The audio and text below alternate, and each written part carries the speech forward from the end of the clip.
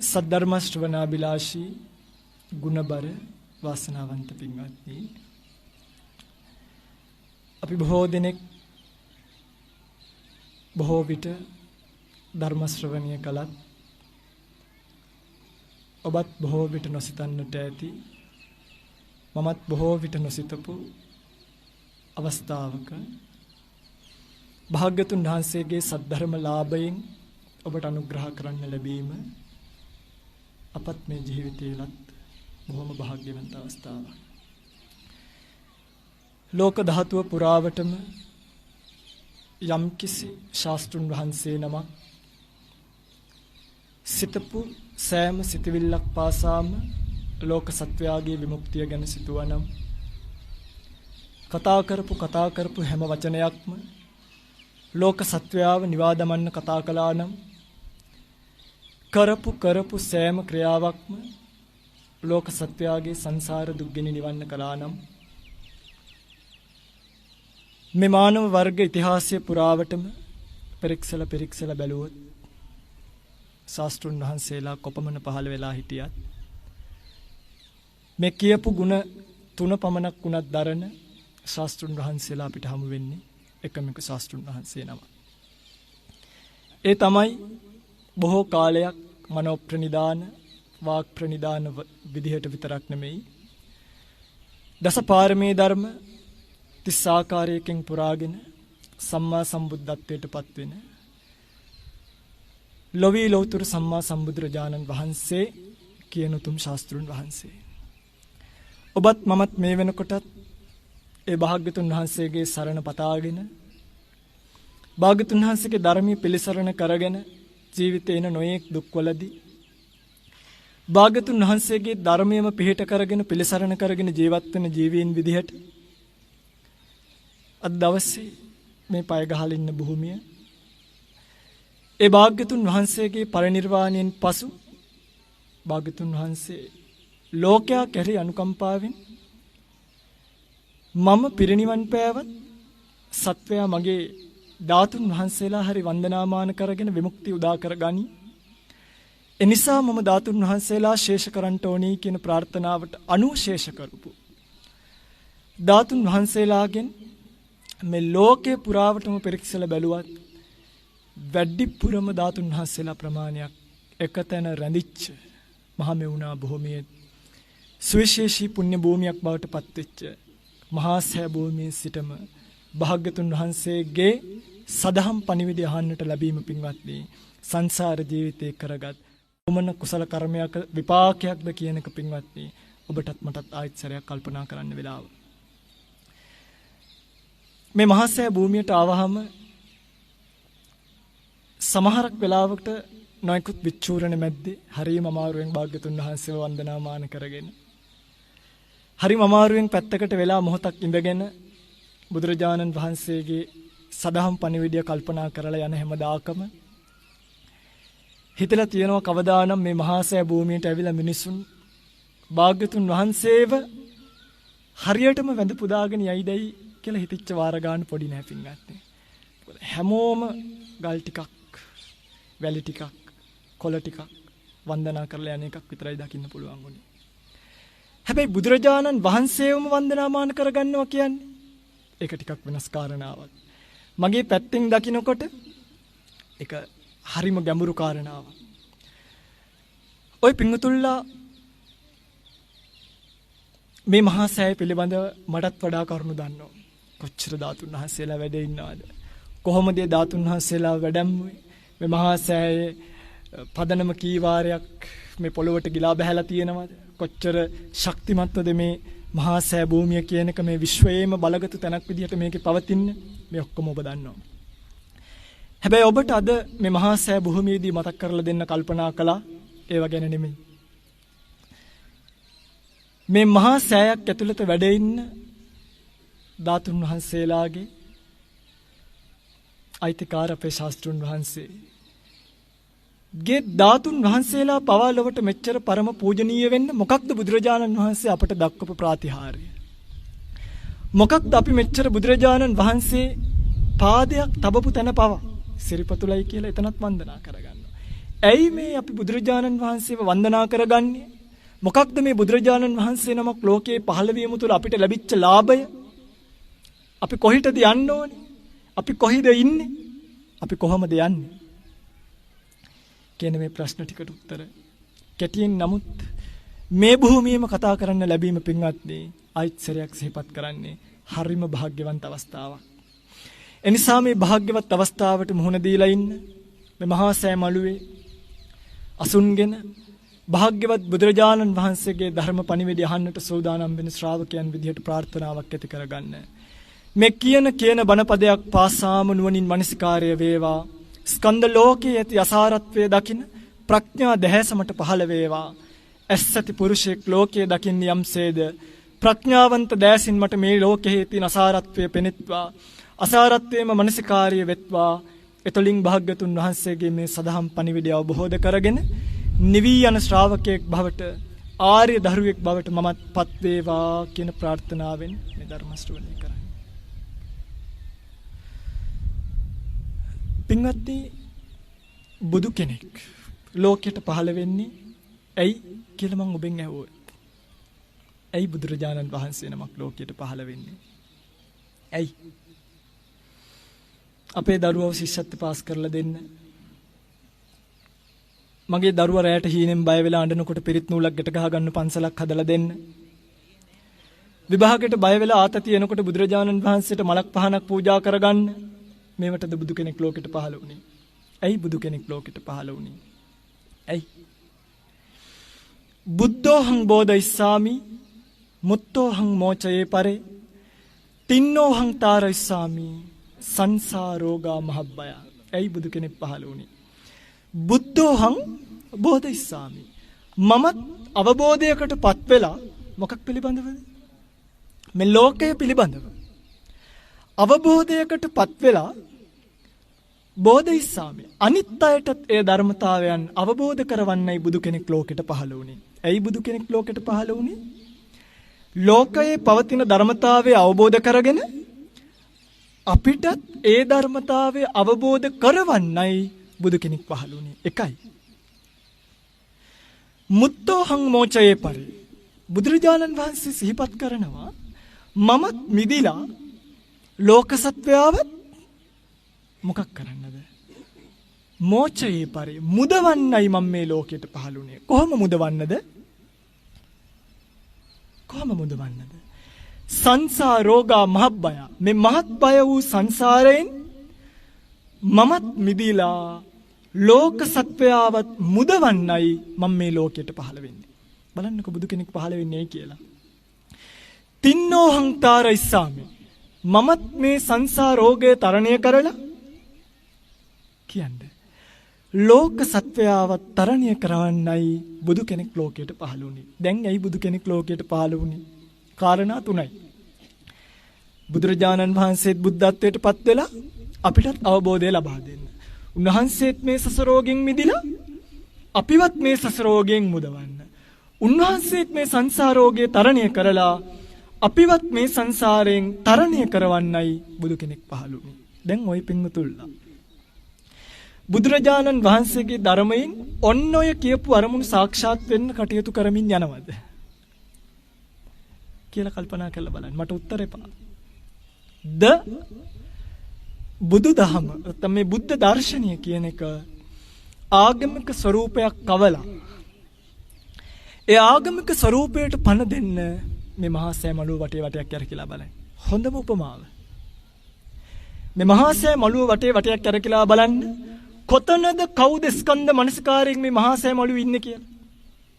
කවුද රූපස්කන්ධයේ අනිච්ච දුක්ඛ විපරිණාම ධම්ම වේදනා ස්කන්ධයේ අනිච්ච දුක්ඛ විපරිණාම ධම්ම එක්කෙනෙක් ඔබට හොයාගන්න පුළුවන් වේද?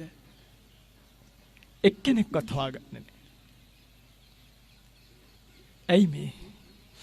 බුදුරජාණන් වහන්සේ නමක් ලෝකයට පහළ වුණේ ඇයි කියන පණිවිඩය පින්වත්නි බොහෝ බෞද්ධයන් අතහැරලා නෙමෙයි බොහෝ බෞද්ධයන්ට අත හැරිලා.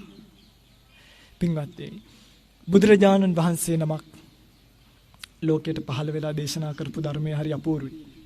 ඒ ධර්මයේ මානසිකාර්යය කරන්න මේ සංස්කාර පිළිබඳව ලෝකයේ පිළිබඳව වෙන අවබෝධය නිසා අපේ ජීවිත පුදුමාකාර විදිහට පින්වත්නි මාංචු වැටෙනවා. අපි මේ බලහත්කාරයෙන් ඉර වෙලා ඉන්නව නෙමෙයි. අපේ ජීවිතවලට මේ මාංචු අපි විසින්ම වට්ටගෙන තියෙන්නේ. ඇයි? මිරිඟුවක් පස්සේ දුවල වැඩක් නැහෙනි.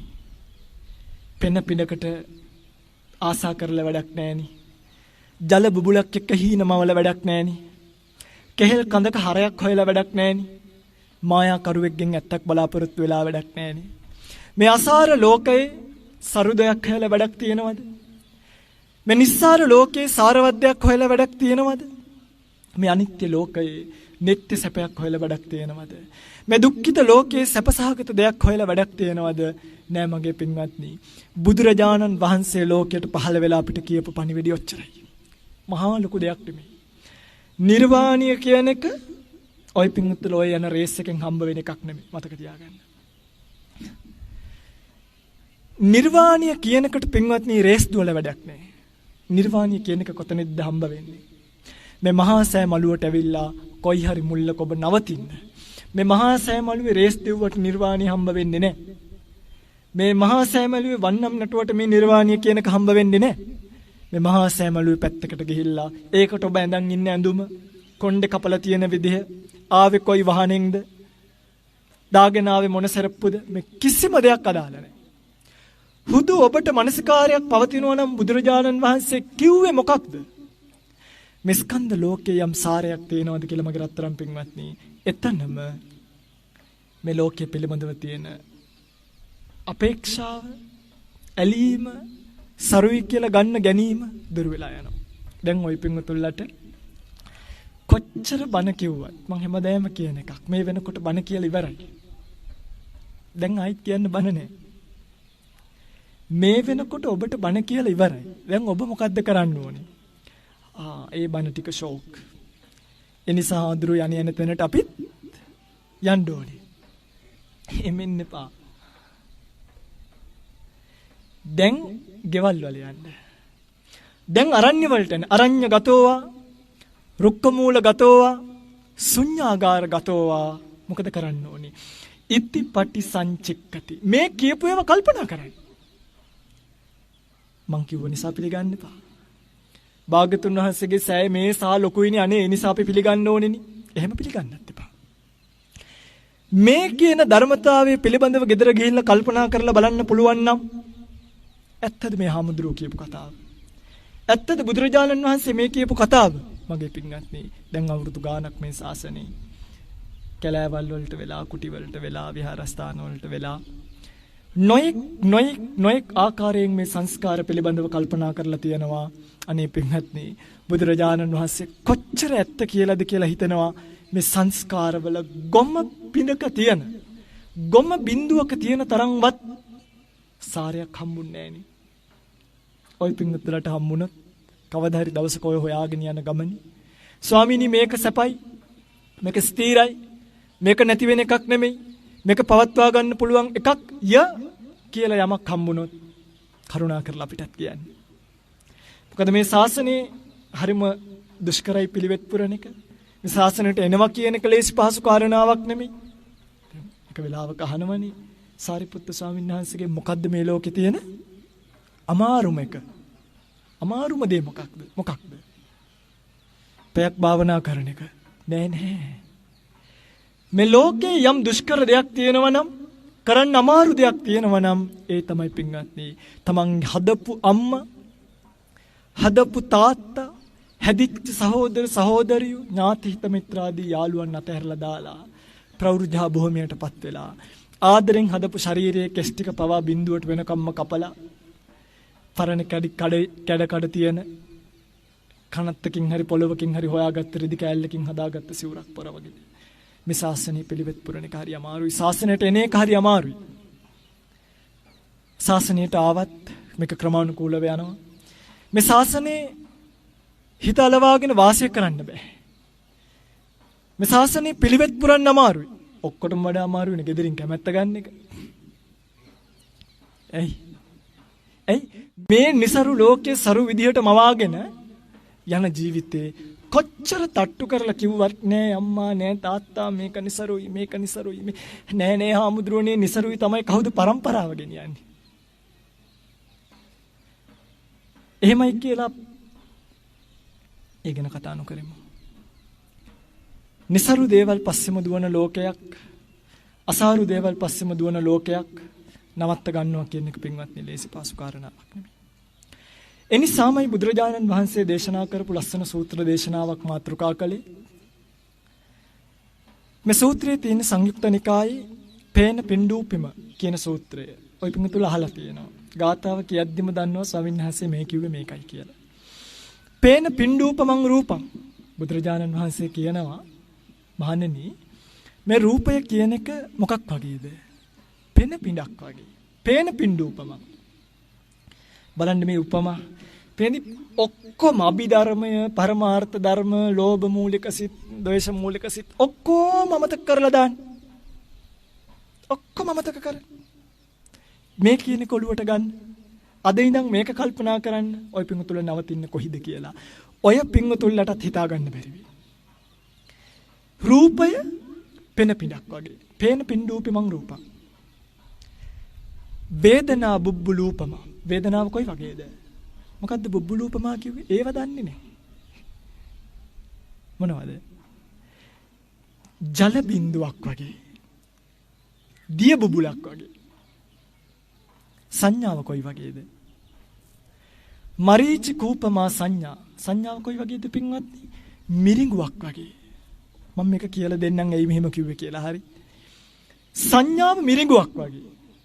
සංස්කාර කියන්නේ හර නැති කෙසෙල් ගසක් වගේ. කෙහෙල් ගහේ පින්වත්නි කිසිම හරයක් නැහැ.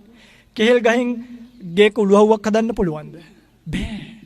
අපි මේ සංස්කාරات එක්ක ගොඩනගන ලෝකය කෙහෙල් ගහක් තරම්වත් සාරවත් නැහැ. කෙහෙල් ගහකට උපමා කරලා බුදුරජාණන් වහන්සේ දේශනා කළේ ආදරය, කරුණාව, සෙනෙහස, ලෙන්ගතුකම්, බැඳීම්, අම්මා, තාත්තා මේවත් එක්ක පින්වත්නි අපි ගොඩනගන ලෝකය අපි හරියට හරයක් නැති කෙහෙල් ගහකින් උළුහව් ජනේලයක් හැදුවා වගේ. පින්වත්නි කෙහෙල් ගහකින් උළුහව්වක් ජනේලයක් හැදුවොත් ඒක චුට්ටක් හරි පවතී. හදන දරුවාගේ රූපය, ඒ දරුවා හැදෙන විදිහ, ඒ දරුවාගේ සිටිවිලි රටාව මේ එකකටවත් අත තියන්න අපිට පුළුවන් කමක් නැහැ. කෙහෙල් ගහක් තරම්වත් වටින්නේ නැහැ. මගේ බුදුරජාණන් වහන්සේ කෙහෙල් ගහ පෙන්වන්නේ නැත්තේ ඊට වඩා පෙන්වන්නේ ඒකට උපමාවක් නැති නිසා. මායූපමංච විඥානං. සිත කියන්නේ මොකක් වගේද? මායාකාරයක් වගේ. දැන් බලන්නකෝ සිත කියන්නේ මායාකාරයක්. කවුද මායාකාරයක් කියන්නේ? මැජික් කාර්යය. ඔය පිටුතුල මැජික් කාර්යය දැකලා තියෙනවද? මැජික් කාර්යය මොකද කරන්නේ? ඇස්බෙන්දුම් කරනවනේ. නැති දේවල් ඔයක පාටම කාඩ්බෝඩ් එකක් ඇතුළට අත දාලා මල් බොකියක් ගන්නවනේ. ඒකට ගෙනි තියලා පරයි දෙන්නෙක් ගන්නවා. දැකලා නැද්ද? තියෙනවා. මේ විඥානියත් ඒ වගේ. මෙතන හාමුදුරුව කෙනෙක් මවල පෙන්නනවා. සත්පුද්ගල භාවයේ මවල පෙන්නනවා. ලොකු ගෙවල් දොරවල් මවල පෙන්නනවා. බුදුරජාණන් වහන්සේ කියලා සත්වෙක් පුද්ගලයෙක් මවල පෙන්නනවා. මේ සත්පුද්ගල මැවීම කියන එක सिद्ध කරන්නේ විඥාණය. විඥාණය කියන්නේ පින්වත්නි මායාකාරයක් වගේ කියලා දේශනා කළේ. පින්වත්නි දැන් මෙහෙම කියාගෙන ගියාට ඔය පින්වතුලට ඕක තේරෙන්නේ නැහැ. සම්මි තේරෙන පැත්තෙන් කියලා තියෙනවා. පින්වත්නි මේ ලෝකය ගත්තාම මේ ලෝකයේ තියෙන ස්කන්ධ පහයි. මොනවද? රූපස්කන්ධය, වේදනාස්කන්ධය, සංඥාස්කන්ධය, සංකාරස්කන්ධය, විඥානස්කන්ධය. මොනවද දෙයනේ? පින්වත්නි මේ සියලු ලෝකය කාම වේවා, රූපී වේවා, අරූපී වේවා, ඒකවෝකාර භව වේවා, චතුවෝකාර භව වේවා, පංචවෝකාර භව වේවා, කිසියම් ආකාරයේ භවයක් ලෝකයක් ගොඩනගෙන යම් තැනක් තියෙනවා නම් ඒ ගොඩනගෙන ලෝකයේ පවතින ස්කන්ධ පහයි. සමහරක් තැන්වල පහම පවතින්නේ නැහැ. එක තැනක් පවතින දේවලුත් තියෙනවා. රූපස්කන්ධය විතරක් පවතින තැනුත් තියෙනවා. රූපස්කන්ධය නැතුව වේදනා, සංඥා, සංකාර, විඥාන කියන හතර විතරක් පවතින තැනුත් තියෙනවා. සමහරක් තැන්වල පහම පවතින තැනුත් තියෙනවා. මනුෂ්‍ය ලෝකය කියන්නේ කීයක් පවතිනවද? පහක් පවතිනවා. රූපය මේ පේන්න තියෙන ඇල්ලුවාම අහුවෙන මේ මැටීරියල්ස් ඔක්කොම පඨවි ආපෝ තේජෝ වායෝ කියන මහා භූත රූප හතර එකතු වෙලා දැන් ওই පිඟුතුලා දන්නවා මේවා. ඒ මහා භූත රූප හතරත් එක්ක ගොඩනැගෙන සෙසු උපාදාය රූප චක්කු සෝත ගාන જીවහා කාය ආදී වශයෙන් ගොඩනැගෙන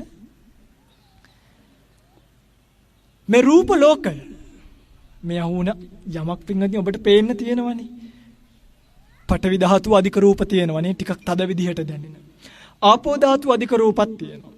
තේජෝ වායෝ ධාතු අධික රූපත් තියෙනවා. මෙන්න මේ විදිහට යම් රූපයක් අපිට දැනෙනවා නම් අපිට පේනවා නම් අපිට ඇහෙනවා නම් ඒ පින්වත්නි මේ ලෝකේ පවතින සියලුම රූප ඒ ගොඩට එකතු කරලා තමයි එතනට කිව්වේ මොකක් කියලාද?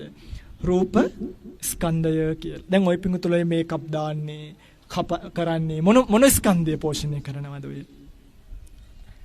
රූප ස්කන්ධය කොණ්ඩ කපන්නේ, නියපොතු කපන්නේ මොනවද මේ පෝෂණය කරන්නේ? රූප ස්කන්ධය තමයි මේ පෝෂණය කරන්නේ. මේ අත ගන්නෙ, නිදා ගන්නෙ රූප ස්කන්ධයට. වේදනා ස්කන්ධය කියලා එකකුත් තියෙනවා. සැප වේදනා, දුක් වේදනා, අදුක්කම සුඛ වේදනා, සෝමනස්ස උපේක්ඛා වේදනා කියලා. පින්වත්නි මේ ඔබට මේ රූපය නිසා හෝ වෙනත් යමක් නිසා යම්කිසි වේදනාවක් දැනෙනවා නම් එක්කෝ ඒක සැපයි, එක්කෝ ඒක දුකයි, එක්කෝ ඒක මධ්‍යස්ථයි. මෙන්න මේ වේදනා ඔක්කොම එකතු කරලා තමයි මොන ස්කන්ධය හදලා තියෙන්නද? වේදනා ස්කන්ධය හදලා තියෙන්නේ. පැහැදිලිද?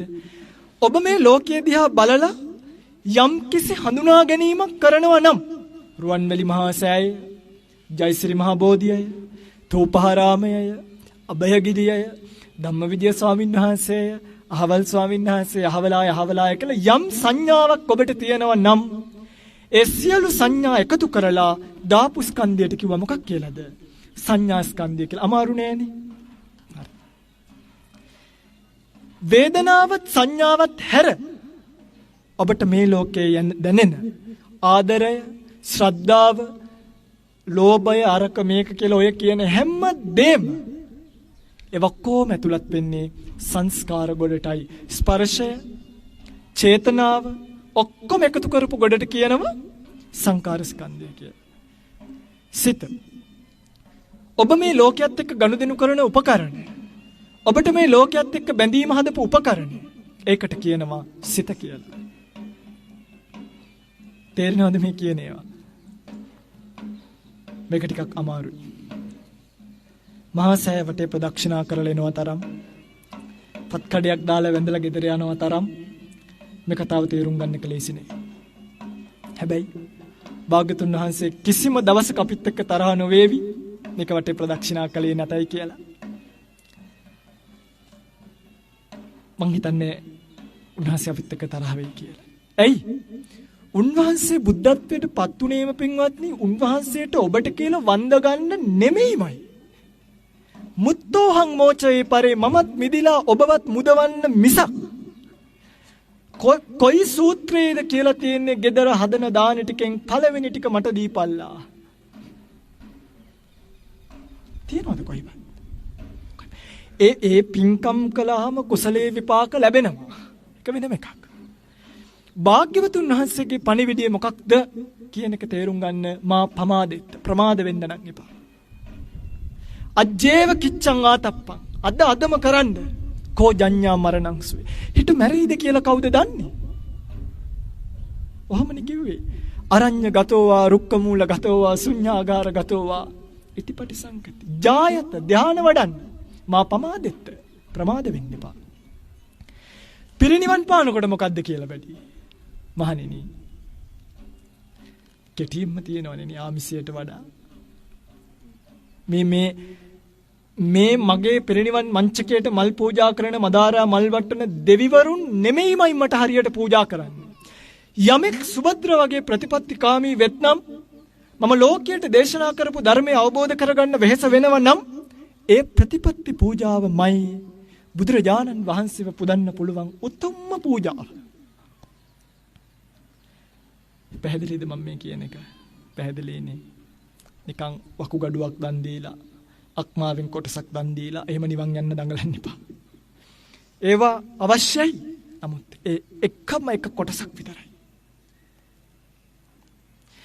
මේ සංස්කාර පිළිබඳව මනස්කාරයේ තිබ්බේ නැත්තම් මගේ පින්වත්නි කොතන කොයි වෙලාවෙත් බුදු කෙනෙකුට බෝසත් කාලේ නියත විවරණ ගන්න තාක් ඒ බෝධි චිත්තේ පවා පින්වත්නි අන්තරස් දාන වෙලා යන්න පුළුවන් තැන් තියෙනවා. කොච්චර ශක්තිමත් පාරෙම පුරාගෙන ගියත් නියත විවරණ ගත්තට පස්සේ තමයි ස්ථීර බවටපත් වෙන්නේ. එහෙම නෙමෙයි මනෝ ප්‍රනිදාන වාක්‍ය ප්‍රනිදාන කාලේ පටන්ම බුදු කෙනෙක් Tamanගේ බුද්ධත්වයේ ඉලක්ක කරගෙනම නොකඩවා යන ගමනක් තියෙනවා. හැබැයි ඔය පිංගුතුල ඔක්කොම බුදු වෙන්න හිතුවයි කියලා බුදු වෙන්න බැරි ඒ නිසයි. සමේක ලේසි නේ. පිංගුත්නි දැන් ඔබට තේරෙනවද මේ ලෝකයේ තියෙනවා නම් තියෙන ස්කන්ධ කීයද? 5යි. රූප ගොඩවල්, වේදනා ගොඩ. දැන් ඔය පිංගුතුල ඔය ඇලිලා බැඳිලා ඉන්නෙත් ඕවයින් එකකට දෙකකට නෙමෙයිද? එක්ක දුවගේ පුතාගේ රූපයට.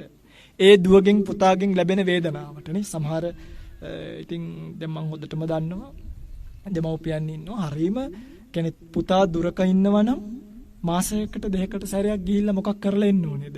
අර පුතාගේ රූපය දැකලා ඒ පුතාගෙන් ලැබෙන වේදනාව විඳලා පුතා කියන සංඥාව හඳුනාගෙන ඒ සංස්කාරات එක්ක ආදරය, කරුණාව, මෛත්‍රිය, ලෙන්ගතුකම් එක්ක චුට්ටක් හැප්පිලා ඒ සිටිවිලි ඒ පැත්තට ටිකක් නැඹුරු කරලා ඔය ස්කන්ධ පහේ හුරුතල් වෙලා ආයෙත් එන්නම ඕනේ.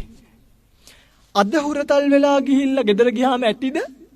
මදි. ආයෙත් හෙටත් හුරුතල් වෙන්න ඕනිමද නැද්ද? ඕනිමයි. පින්වත්නි ඔබට මේ ලෝකයේ යමක් උපාදානීය වෙනවා නම් මේ කතාව හොඳට අහගන්න.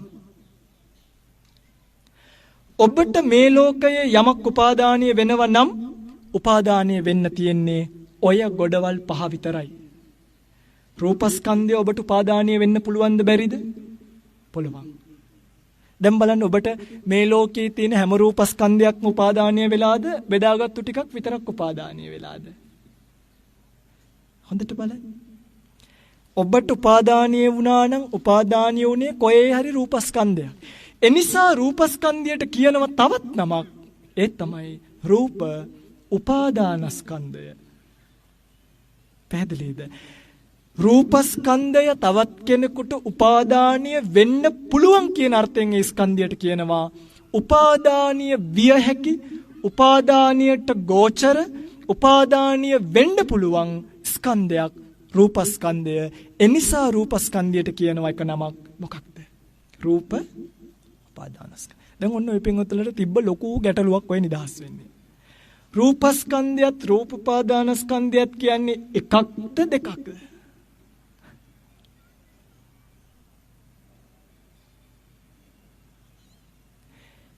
මේ බලන්න ස්ත්‍රියක් ඉන්නවා. ඒ ස්ත්‍රියව පුරුෂයෙක් දැකලා කැමැත්තක් හිතලා විවාහ කර ගන්නවා. බිරිඳ කරගත්තේ අර ස්ත්‍රියවමද නැද්ද? දැන් කතා කරන්නේ ඒයි නෝනා බිරිඳ මොකක් හරි කියලා. හැබැයි ගෙනාවේ අර ස්ත්‍රියවමද නැද්ද? ඒ ස්ත්‍රියමයි. අන්න ඒ වගේ ඔබට උපාදානීය වුණා නම් උපාදානීය වුණේ ලෝකයේ තියෙන එක ස්කන්ධයක් නිසා ඒකට කියනවා රූප උපාදානස්කන්ධය කියලා. වේදනාවත් ඔබට උපාදානීය වෙන්න පුළුවන්. ඒ නිසා වේදනාස්කන්ධයට කියනවා වේදනා. රහතන් වහන්සේට මොකද වෙන්නේ? රහතන් වහන්සේට එළිය බැලුවාම මොකක්ද පේන්නේ? රූප ස්කන්ධ විතරයි. කිසිම දවසක ස්කන්ධ මොනවා වෙන්නේ නැද්ද? උපාදානීය වෙන්නේ නැහැ. නැතුව මේ ඔය පිංගුතුලට වෙනම එකක් පේනවා, රහතන් වහන්සේලාට ඒව පේන්නේ නැති වෙන්නේ මැජික් එකක් වෙන්නේ නැහැ. රහතන් වහන්සේට මොකක්ද වෙන්නේ? ඔබට උපාදානීය වෙන ස්කන්ධ රහතන් වහන්සේට උපාදානීය වෙන්නේ නැහැ පින්වත්නි. ඇයි? ඇයි උපාදානීය වෙන්නේ නැත්තේ? මොකක්ද අයින් කරලා තියෙන්නේ? මේ දැන් මේ මෙතනට ආපු වචනේ මොකක්ද අලුතෙන්? රූප ස්කන්ධය, රූප උපාදාන ස්කන්ධය. මොකක්ද ආපු අලුත් වචනේ? උපාදාන.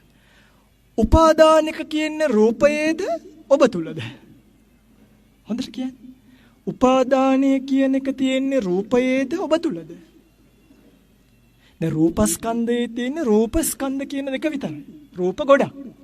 වේදනා ගොඩක්. මේක පින්වත්නි ප්‍රඥාවට කතා කරන තැනක් හොඳට අහගන්න. සංඥා ගොඩක්. සංඥාව උපාදානීය වුණා කිව්වම උපාදාන කියන කැලල කොහින්ද ආවේ? ඒක එන්නේ නතේ යානි කාමා චිත්‍රානි ලෝකේ. මහණෙනි කාමය කියන එක, කැමැත්ත කියන එක, තණ්හාව කියන එක, උපාදානිය කියන එක නතේ කාමායානි චිත්‍රානි, මේ විසිතුරු ලෝකේ නෙමෙයි පවතින්නේ. දැන් හිතන්න මේ වටාත්ත ලස්සනයි. ලස්සනයි කියලා හිතන්න. දැන් මේ වටාත්ත විසිතුරු. හැබැයි කාමය කියන එක තියෙන්නේ මේකේද ওই පිංගුතුලගේ හිතේද? සංකප්ප රාගෝ පුරිසස්ස කාමෝ. කාමය කියන එක තියෙන්නේ පුරුෂයාගේ සංකල්පය තුලයි.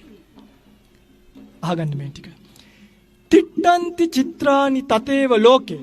ලෝකේ තියෙන විසිතුරු දේවල් මගේ රත්තරන් පින්වත්නි, ඒ විදිහටම තියෙන්න දෙන්න. ඒවා ඒ විදිහටම තියෙනවා.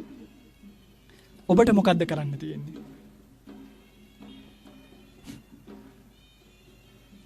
සියදි විනසා ගන්න. කෝච්චි එකට පයින්නද? මේ ඔක්කොම අතහැරලා දාලා කැලේ යන්නද? නෑ. අතෙත්ත දිහියා විනයන්ති චන්දං.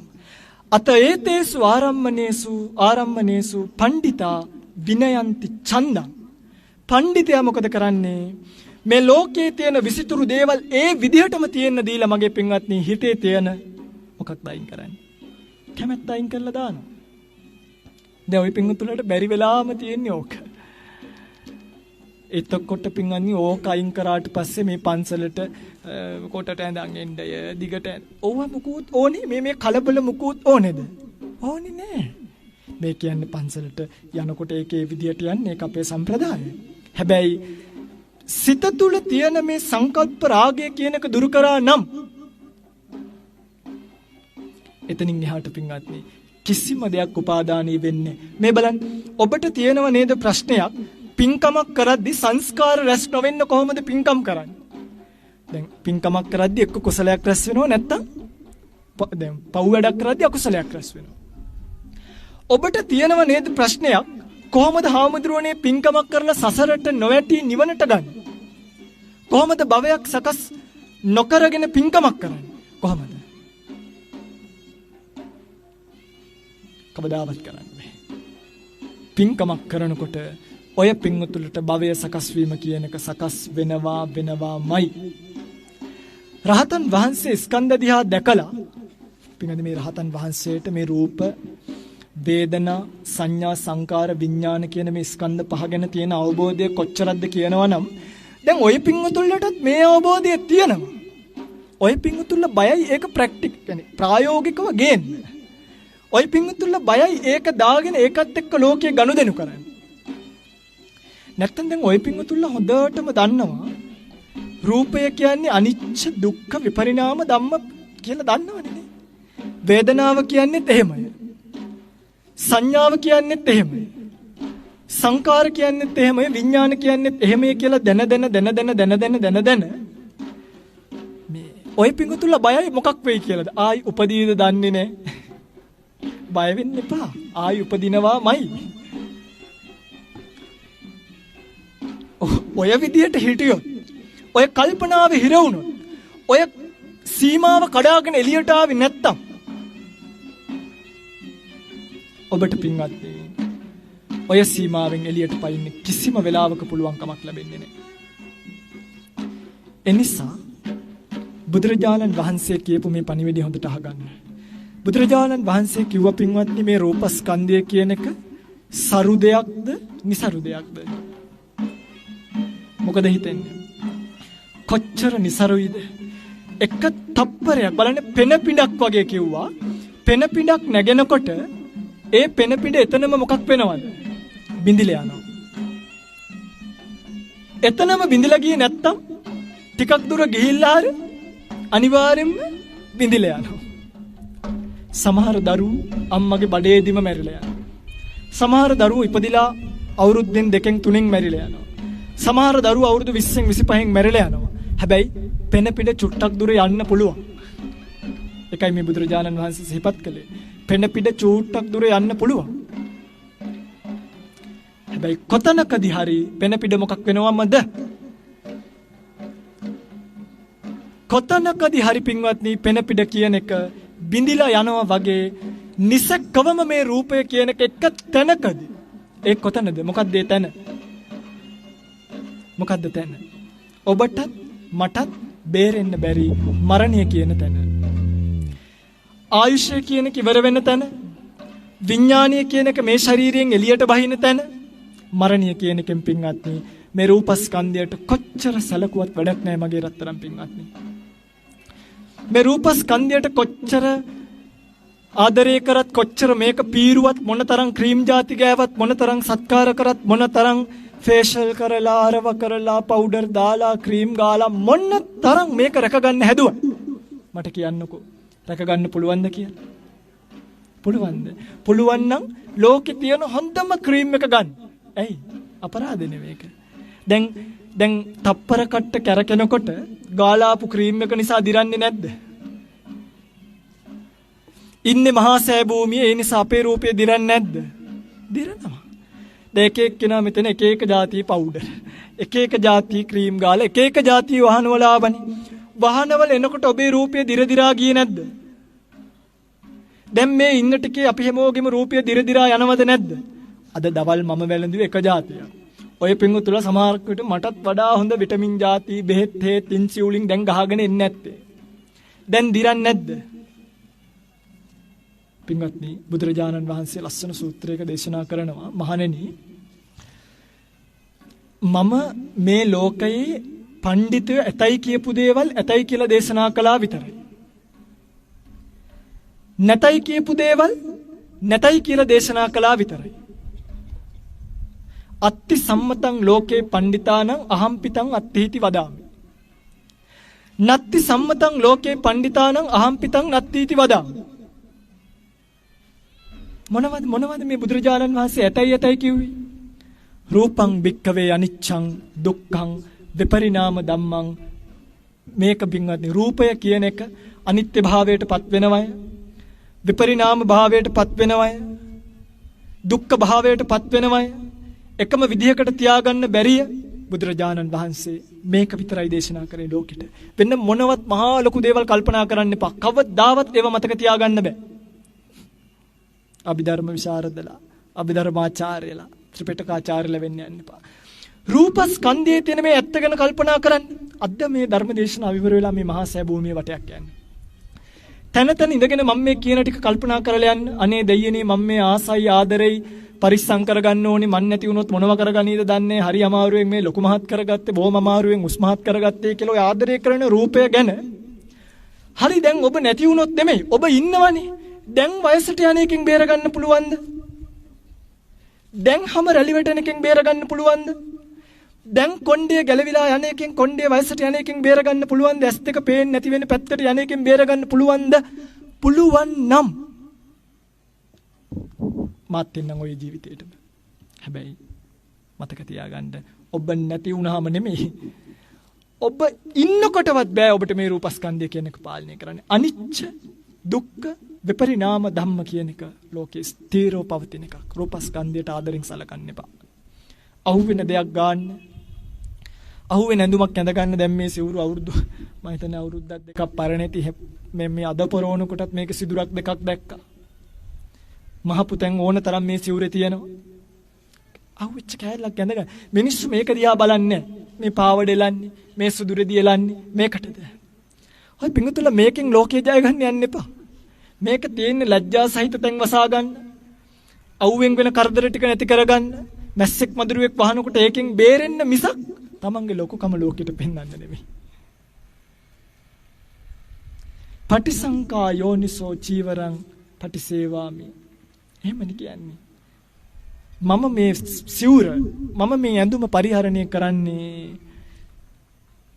මොකටද කියන එක කල්පනා කරන්න. මම මේ ආහාරය ගන්නෙ මොකටද කියන එක කල්පනා කරන්න. පටිසංකා යෝනිසෝ පිණ්ඩපාතං පටිසේවාමි. නේව දවායන මදායන මණ්ඩනායන විභූෂනාය යාව දේව ඉමස්ස කායස්ස ටිතිය. මේක මේ මහා ලොකු රජ කරවන්න නෙමෙයි, මේක සිටුවරයෙක් කරවන්න නෙමෙයි.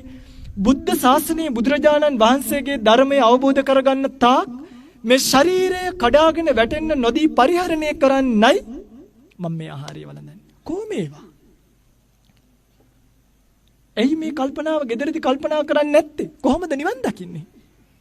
මම මේ කියනකොට ඔළුව වන්නලා ගියාට ඔය පිංගුතුලට සෑම අවස්ථාවකදීම එහෙමනේ කිව්වේනේ. යනකොට එනකොට අත්පය දිගහරිනකොට ඉඳ ගන්නකොට නැගිටිනකොට කනකොට බොනකොට වැසිකිලි කැසිකිලි යනකොට මොකද්ද කල්පනා කරන්න කිව්වේ? මේ කනකොට මම කනවා කියලා නෙමෙයි කල්පනා කරන්න කිව්වේ. කනකොට කනවා කියලා අමුතුවෙන් කල්පනා කරන්න ඕනි නෑනේ. බොනකොට බොනවා කියලා නෙමෙයි කල්පනා කරන්න කිව්වේ. වැසිකිලියට කැසිකිලියකට යනකොට මම මේ මෙහෙට යනවා මෙහෙට. මේ මොන කෝණමක්ද? කල්පනා කරන්න කිව්වේ මම මේ කන්නේ ඇයි? මොකක්ද මේ රූපයේ තියෙන ස්ථීර බව? කොයිද මේකේ සත්වයක් පුද්ගලයෙක් බහැගෙන ඉන්නේ? මේවනි කල්පනා කරන්න කිව්වේ. ඕවා කල්පනා දැන් ඔය පිඟුතුල පහුගිය මාස 3 ඔය ගැන කල්පනා කරාද කියලා බලන්න. එහෙම නෙමෙයිනේ දවල්ට කනකොට කල්පනා කරන්නේ රැයට කන්නේ මොනවද? ඔන්න කල්පනා කරන්නේ. රැයට කනකොට කල්පනා කරනවා හෙට උදේට මොනවද උයන්නේ? උදේ නැකෙට්ටක මම කල්පනා කරනවා දවල් කෑමට මොනවද උයන්නේ? උදේට කල්පනා කරනවා දවල්ට කන්නේ මොනවද? දවල් කල්පනා කරනවා රැයට කන්නේ මොනවද? රැය කල්පනා කරන ඔය චක්‍රේ බඹර චක්‍රේ වගේ කැරකි ඉඳලා අවසානයේදී මැරෙනකොටත් සුප් එකක් ගේන්නෝ කියාගෙන මරණයටපත් වෙනවා. මේ මැරිලා නායෙන් කටින් බට දාලා ස්පිරිතාලේ ඉන්නවා. සුප් එකක් හදන් එන්න බැරිද? සමහරු. බොන්න පුරුදු වෙච්ච අය මේ රසක් තේරෙන්නෙත් නැහැ, මත් වෙන්නෙත් නැහැ. මේ පිළිකා ඇවිල්ලා ඇඟපත ඔක්කොම රිදෙනවා. බොන්න චුට්ටක් ගෙනල්ලා දෙන්න බැරිද? මොකක්ද පින්වත්නි මේ රූපයත් එක්ක ඔය තරම් තියෙන ගනුදෙනු ඔබ කවද්ද මේ රූපය අතහරින්නේ? ඔබ මේ රූපය අතහරිනකම් නබික්කවේ තුම්හාකම් තම් පජාත. මේක ඔබට පාලනය කරන්න බැරි නම් ඔබේ වසඟේ නැත්තම් මේක පෝෂණය කරන්න එපා. තම් පජාත ඒක අතහරින්න. මම නෙමෙයි කිව්වේ. මේ ද්‍රෝණියක් ධාතුන් වහන්සේලා දරාගෙන හිටියේ. භාග්‍යතුන් වහන්සේගේ පණිවිඩය මේ. මේක අතහරින්න නැතුව අල්ලාගෙන සිටීමෙන් ඔබ බලාපොරොත්තු වෙන්නේ නිවන නම් මතක තියාගන්න. තිරිසන්නාත්ම භාවයක්වත් ඊළඟ පාර ලැබෙන්නේ නැහැ. මේ බොරුව කරන්න එපා බුදුදහමත් එක්ක. මේක ටිකක් තද ඇති. හැබැයි වෙනිවැල් ගැට කොත්ත මල්ලි කොමත් ඉත්තයිනේ. ඒ වැඟටත් ගුණයි. අමාරුවෙන් බෙව්වොත් උගුරට බීලා දැම්මොත් ටිකක් සනීපයි. එනිසා මේ බේත විදිනකොට පොඩ්ඩක් අමාරු ඇති. මේ කසාය බොනකොට චුට්ටක් අමාරුවෙන් යනවැත්තේ කම්මැලි ඇති නිදිමත දැනෙනවැති. නමුත් මේ තමයි ඇත්ත. මේ ඇත්තට ඔබ මූණ දීලා මේ රූපය පෝෂණය කරන එක ඔබේ රූපය විතරක් නෙමෙයි ඔබ බලන්න කොච්චර මුලාවකද කියලා කොයි හරි ගිහිල්ලා අර අස්සනක් දාලා එක්කන් ඇවිල්ලා ඒකත් පෝෂණය කරනවා. ඕක බුදුරජාණන් වහන්සේ උපමාවකින් කියනවා නදී සූත්‍රය. සංයුත්ත නිකායම මේ පේන පින්ඩූපම සූත්‍රයට කලින් සූත්‍රය පුප්ප සූත්‍රය, ඊට කලින් සූත්‍රය නදී සූත්‍රය. මොකක්ද කියන්නේ? මහණෙනි උපමාවෙන් කියන්නේ මෙන්න මේ කතාව. මේ සත්වයාට තමන්ගේ රූපයවත් පෝෂණය කරගන්න බැරුව ඉන්නවා. මේගොල්ලෝ ඉල්ලම් කනවා වගේ තව එකක් උස්සන් එනවා. මේකට විතරක් නෙමෙයි දැන් අරකටත් උණ හැදෙනවා. මේකට විතරක් නෙමෙයි දැන් අරකටත් සෙම හැදෙනවා. මේ අසූචි ගොඩ විතරක් නෙමෙයි දැන් අර අසූචි ගොඩත් පීඩාන්න ඕනේ. මේ අසූචි ගොඩෙන් හැලෙන කඳුළු කබ දහඩිය විතරක් නෙමෙයි ගෙදර දැන් අර කබ කඳුළු ටිකත් පෝෂණය කරන්න ඕනේ.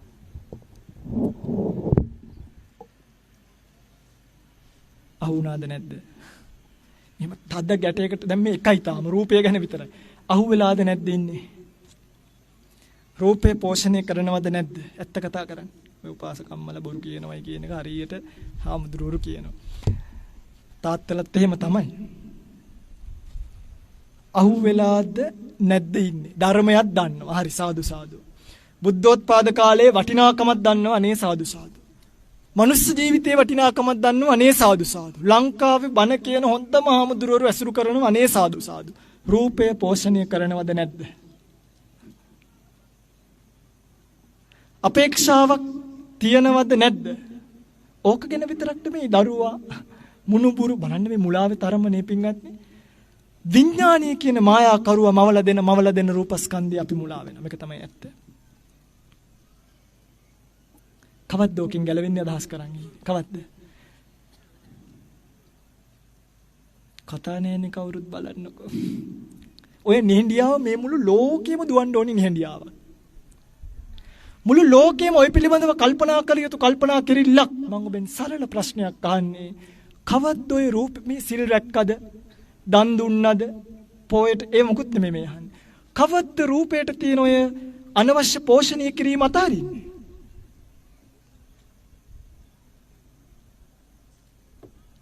පින්වත්නි මම මේ අද මේ ධර්ම දේශනාවට වඩින්න ටිකක් වතුර ටිකක් මූණට දාගත්ත වෙලාවේ මොකද තුවාලයක් පුංචි තියෙන නිසා මට කල්පනා වුණා මේ දැන් ටිකක් ගනුදෙනු කරන්න අමාරුයි ඒකත් එක්ක. අපි කොච්චර අසරණද කියලා. තාම මේ තරුණයි. තරුණයි කියලා හිතන් ඉන්නවනේ. නෑ. තාම ඉතින් මේ කොණ්ඩේ වැවුනොත් කළු කෙස් තියෙන කාලෙනේ. තාම තරුණයි. තාම හයිය තියෙනවා, හිතේ හයියක් තියෙනවා, ගතේ හයියක් තියෙනවා. හැබැයි පුංචි කැපුමකට පුළුවන්, පුංචි මහුම් පාරවල් 10කට 15කට පුළුවන් අපිව පින්වත්නි කඳුළු වෙන තරමට අසරණ කරන්න. හිතන්න මගේ රත්තරන් පින්වත්නි වයසට ගියාට පස්සේ හරිද දැන් ඔය පින්වතුල්ලා හදන දරුවෝ ඒගොල්ලොන්ට ඒගොල්ලන්ගේ ජීවිතයක් සකස් වෙනවනේ. ඒගොල්ලන්ට ඊට පස්සේ මේ ඔය පින්වතුල්ලා මත්තේම වැටිලා ඉන්න පුළුවන් කියලා එකක් නැහැ. ඒ පින්වතුල්ලා ජීවත් වෙන්න එපා. ඔය පින්වතුල්ලා වයසට ගියාට පස්සේ මට මේ පෙතර පොඩි ස්වාමින්වහන්සේ අහගෙන ඇති. පොඩි ස්වාමින්වහන්සේ කිව්වා අනේ ලොකු ස්වාමින්වහන්සේ කොච්චර අපි අසරණයිදනේ. කොච්චර අසරණයිද මගේ පින්වත්නි. ඇයි මේ රූපස්කන්ධයත් එක්ක අනවශ්‍ය බැඳීමක්. මේක මම මේ සරල කතාවක් කියන්නේ. මේක පෝෂණය කරලා වැඩක් නැහැ. ඒකයි. මේක පෝෂණය කරලා තේරුමක් නැහැ. ඇයි දැන් මේ වයසක උපාසක අම්මලා බලන්න කොඳු කුදු වෙලා අතපය හැකිලිලා හැම රැලි වැටිලා රූපස්කන්ධය පස්සෙන් දුවන්න එපා මගේ පින්වත්නි. මේ ජීවිතේ වැරදුනොත් ආයි කවදා කොතනක ඔබට මේ රූපස්කන්ධය පිළිබඳව මේ පණිවිඩය අහන්න ලැබෙයිද කියලා කියන්න බෑ. මේක ඇහෙන්නේ බුද්ධෝත්පාද කාලයක විතරයි. තව හරිම ටික කාලයයි තියෙන්නේ. කොච්චර කාලයක්ද?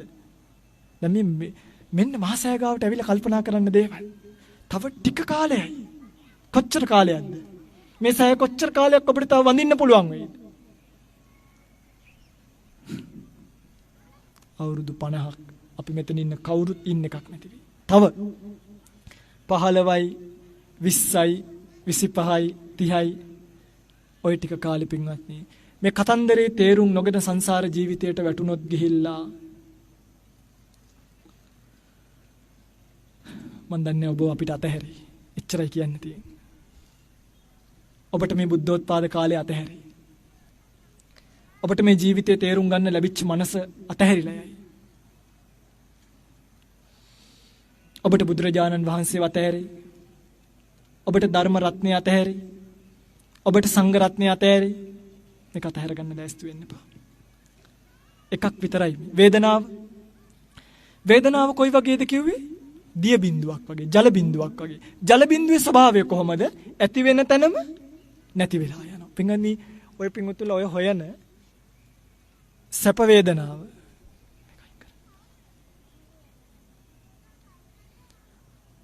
ඔය පින්වතුල ඔය හොයන සැප වේදනාව අයින් කරගන්න හදන දුක් වේදනාව ජීවිතයේ දවසේම මහන්සි වෙලා මේ දැන් මෙතන ඇවිල්ලා ඉඳගත්තනේ. දැන් මොකක්ද ඔය පින්වතුලට දැනෙන්නේ? පුංචි සැනසීමක් දැනෙනවනේ. දැන් ඔය පින්වතුල මේ සැනසීමටත් මුලා වෙනවා. ගෙදර ගිහිල්ලා ආයි කල්පනා කරනවා හෙටත් කොයි යන්න තිබ්බනම් හොඳයිද?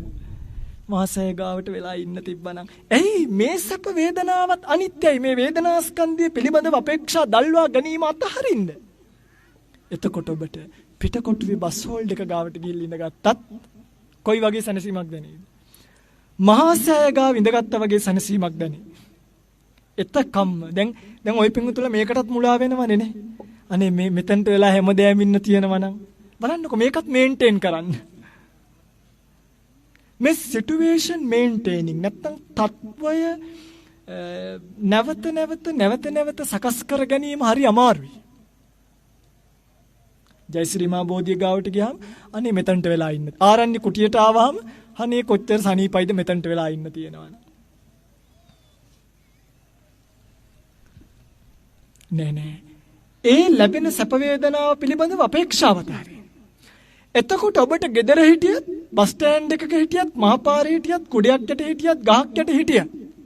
එහෙමනේ කිව්වේ රුක්ක මූල සේනාසනං නිස්සාය පබ්බච්චා. ගහක් මුලට වෙලා ඉන්න කිව්වේ ඒකනේ. ඒක මේ කුටියක් නිසා, ෆෑන් එකක් නිසා, AC එකක් නිසා, ටයිල් ටිකක් නිසා, ෆිනිෂින් වහලක් නිසා එහෙම ලැබෙන සපක් නෙමෙයි. වේදනා පිළිබඳව අපේක්ෂා අතහැරෙන දහමක් මිසක් සැප වේදනාවේ මුලා කරන දහමක් නෙමෙයි මේ දහම.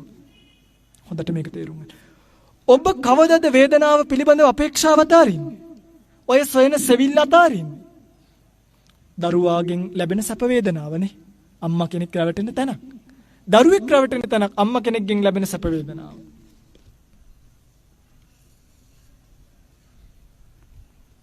කවද්ද ඔබ අතාරින්නේ? නිවන් දැකපු දාට. නිවන් දැකපු දාට අතාරින්නේ. අතහැරපු දාට නිවන් දකි. නිවන් දැකපු දාට අතාරිනවා කියලා එකක් නැහැ. ඔබ යම් දවසකද රූපය පිළිබඳව අපේක්ෂාව අතාරින්නේ?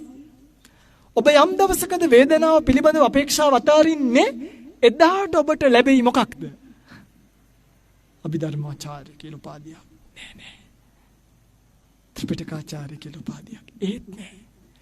එදාට ලැබෙයි මේ මහා සෑය මෙතන ඉදිවෙන්න, මේ වැඩ ඉන්න ධාතුන් වහන්සේලාට පවා අපි වන්දනා කරන්න හේතු වෙච්ච, මේ ලෝකයට පහළ වෙච්ච අසහාය ශාස්ත්‍රුන් වහන්සේගේ නිර්මල හදමඩලින් ප්‍රබව වෙච්ච තථාගත ධර්මය.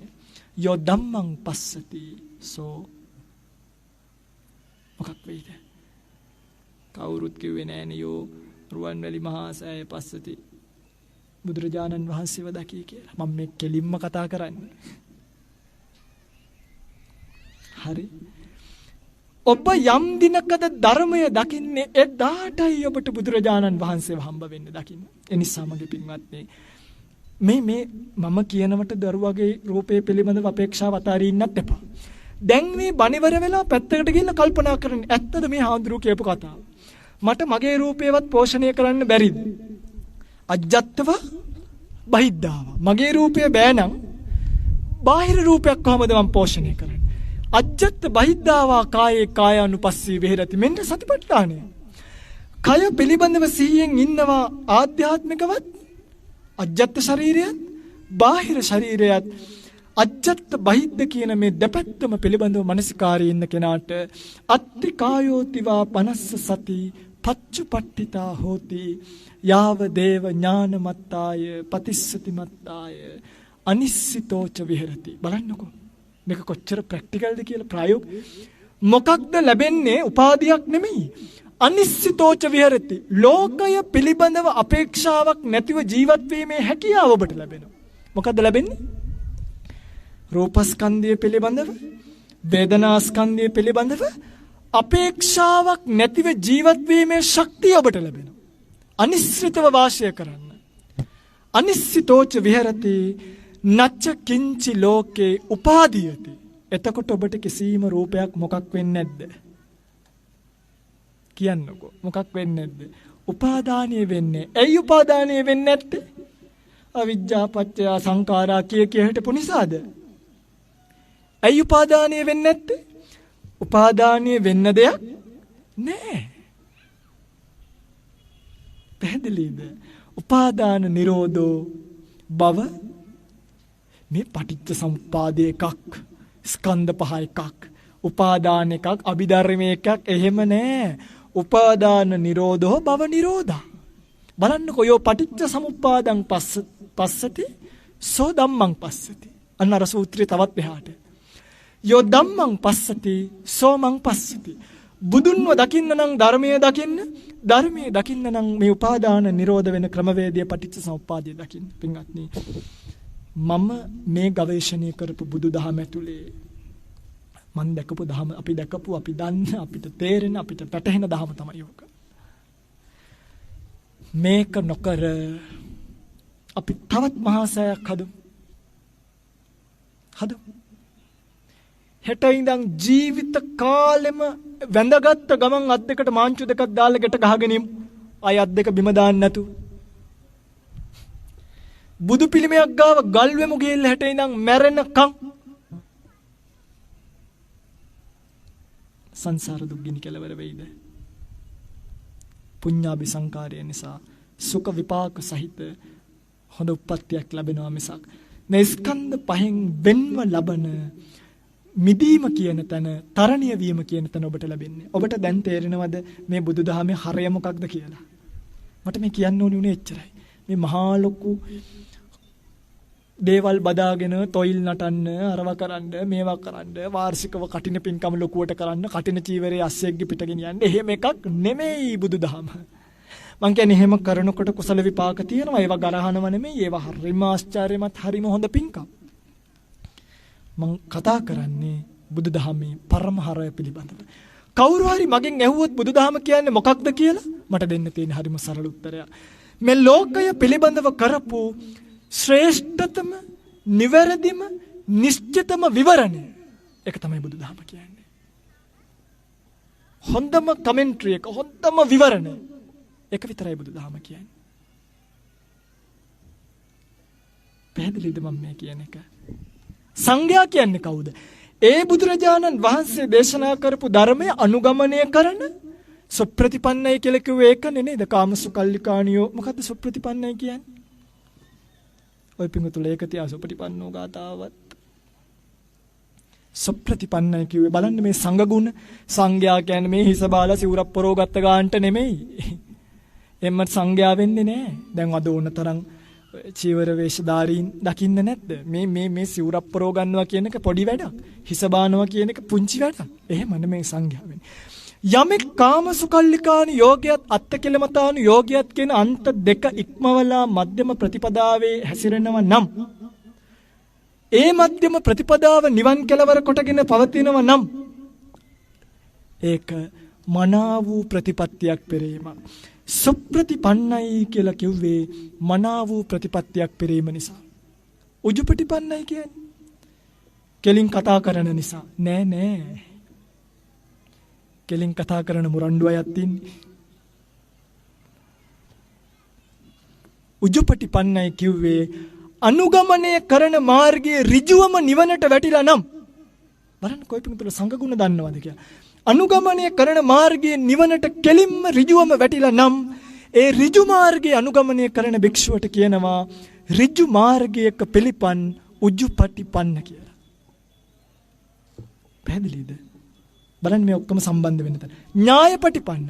ඒ මාර්ගයේ වඩන කෙනෙකුට සීල, සමාධි, ප්‍රඥා කියන ගුණධර්ම ඥානය කියන ඒවා වැඩෙනවා නම්, කෙලසුන් දුරු කිරීමේ ඥානය වැඩෙන නිසා ඥානයන් වැඩෙන ප්‍රතිපදාවක නිරත වෙනවා. එනිසා ඒ උතුම් සංඝ රත්නය ඥායපටිපන්නයි. ඒ ගුණධර්ම තියෙන නිසා මගේ රත්තරන් පින්වත්නි, ස්වාමින් වහන්සේ නමක් දැක්කහම පාදෝවණිය කරන්න වටිනවා. පාවඩෙලන්න වටිනවා. වෙන මොකක්වත් හින්දා නෙමෙයි, හිස බාපු නිසා නෙමෙයි. අඟල් දෙකක් කොණ්ඩේ වවන්න පුළුවන් භික්ෂුවකට. අඟල් දෙකක් කියන්නේ අද එහෙම වැව්වොත් දාන ලැබෙන්නෙත් නෑ. හේ මිනිස්සු හිතන් ඉන්නේ හිස බාන ආම්ද්‍රෝ තමයි සිල්වත්ම කියලා. එහෙම එකක් නෑ. හදීසිවත් මං අද අර පොඩි හාමුදුරුවන්ට කිව්වා දැන් මේ අසනීපක් තියෙන නිසා අඟල් දෙකක් කොණ්ඩේ වවමුද? දාන ලැබෙන්නෙත් නෑ, බණ අහන්නෙත් නෑ ආයිත්. හේ මිනිස්සු දන්නේ කොණ්ඩේ කපපු නිසා, සිවුර පොරවපු නිසා නෙමෙයි භික්ෂුවක් වෙන්නේ. පාවඩිය එලන්න සුදුසු වෙන්නේ, සුදුරෙද්ද එලන්න සුදුසු වෙන්නේ, වඳින්න සුදුසු වෙන්නේ අර ගුණධර්ම තුන තියෙන නිසා. සුපටිපන්න, උජුපටිපන්න, ඥායපටිපන්න. මෙන්න මේවා තියෙන නිසා මෙවැනි වැඳුම් පිළිවෙත් පාවඩ එලීම් කරන්න සාමීචි කර්ම. සාමීචි කර්මයට සුදුසුයි. එනිසා සංඝයා සාමීචි පටිපන්නයි. පැහැදිලිද? නිරවුල්ද? මෙන්න මේ ගුණ හතරෙන් යුක්ත නිසා හොයාගෙන ගිහිල්ලා දන් දෙන්න සුදුසුයි. ආහුනෙයයි. ආහුනෙයයි කියන්නේ මේ නිවන අහුවෙච්ච නිසා ආහුනෙයයි කියනව නෙමෙයි. හොයාගෙන ගිහිල්ලා දන් දෙන්න සුදුසුයි. පාහුනෙයයි. සමහරු මේවට අද වැරදි අර්ථකථන දෙනවානේ. අහුණු නිසා, නිවන අහුවෙච්ච නිසා ආහුනෙයයි කියනවා. නිවනට පෑහිච්ච නිසා පාහුනේ. මේවා අහලා ආයිත් මහාන වෙන්න හිතෙනවා. ඒ තරම් කලකිරනවා මේ ලෝකයේ පිළිබඳ. ආහුනෙයයි කිව්වේ හොයාගෙන ගිහිල්ලා දන් දෙන්න සුදුසුයි. එතකොට දැන් මේ විරුද්ධ මතවාදය මෙතනම කඩලා යන්න. දැන් අම්මයි තාත්තයි ගැන කියනවනේ පුබ්බාචාරිය කියලා. අම්මගේ තාත්තගේ ගුණයක් තියෙනවා. මොකද්ද ගුණය? ආහුනෙය ගුණය. එතකොට නිවන අහුවෙච්ච නිසා නම් ආහුනෙය කිව්වේ, අම්මට ආහුනෙය කිව්වේ මොකක් අහුවෙච්ච නිසාද දන්නේ? තාත්තට ආහුනෙය කිව්වේ මොකක් අහුවෙච්ච නිසාද දන්නේ නැහැ. නේද? හොයාගෙන ගිහිල්ලා දන් දෙන්න සුදුසුයි. අර උතුමන් වහන්සේට.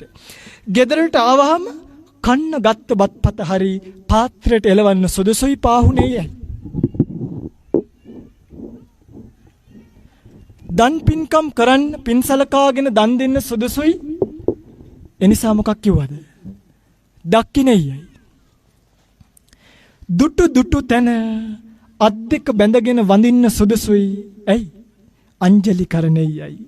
මේ ගුණ ඔක්කොම තියෙන නිසා සංඝයා කියලා කියන්නේ ලෝකයට මොකක්ද?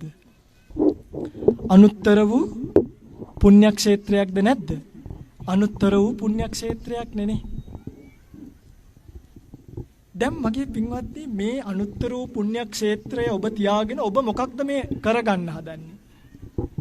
ස්වාමීනි මෙන්න මෙච්චරයි මේ මහා ලොකු දේවල් මගේ පුතා හීනෙන් අඬනවා පිරිත් නූලක් ගැට ගහලා දෙන්න පුතාට අකුරු කියවන්න ඕනේ ආන්දරුවනේ හොඳ නැකතක් කියන්න අපේ ගෙදරට අපි ගැට ගෙවදිනවා මේ ඇවිල්ලා පිරිතක් කියන්න මේව නෙමෙයි බුදුදහම මේවා මේ බුදුදහමේ පුංචි තැන් බෞද්ධ සමාජයේ මේ සම්ප්‍රදායට පුරුදු වෙලා තියෙනවා ඒක නරකක් නෙමෙයි හැබැයි අපරාධින පින්වත්නි මගෙත් කාලය ඔබෙත් කාලය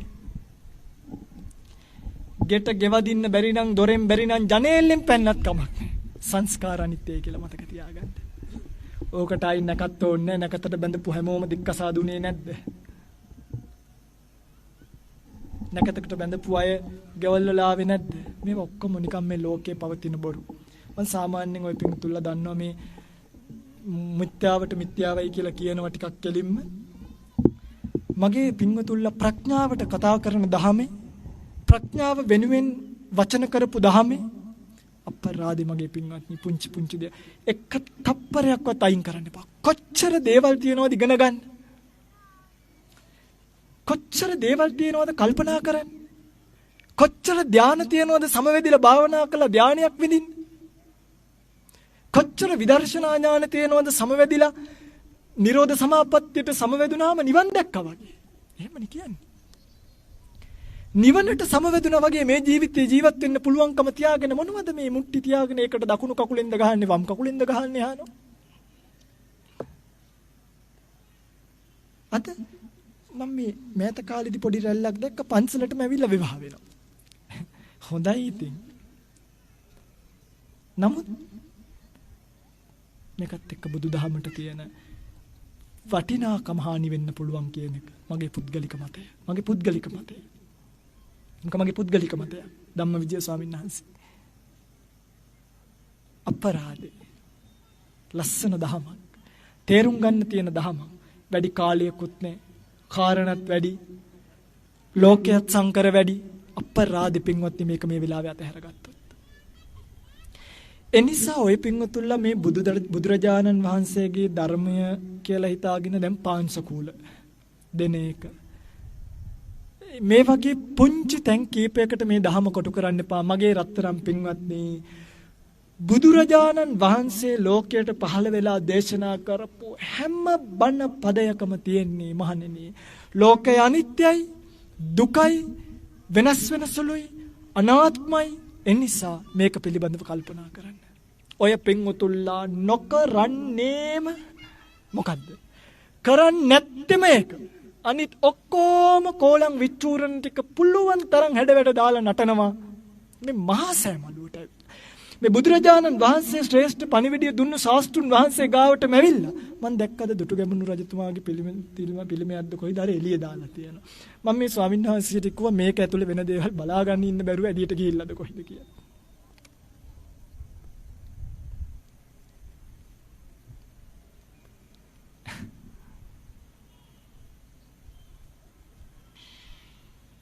පින්වත්නි මේ මහා සෑමලුද එක සිටිවිල්ලකින්වත් පාපයක් වෙන්නේ. ඔය පින්වතුලාට දැන් වුණාද?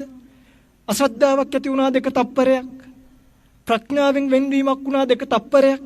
අකුසලයක් පිරුණාද එක තප්පරයක්? ඕකට මේ පිරිකරක් වගිනල්ල පූජා කරන්න ඕනි කියලා එකක් නෑ. කරන්න ඒකම කරන්න ඕනි කියලා එකක් නෑ.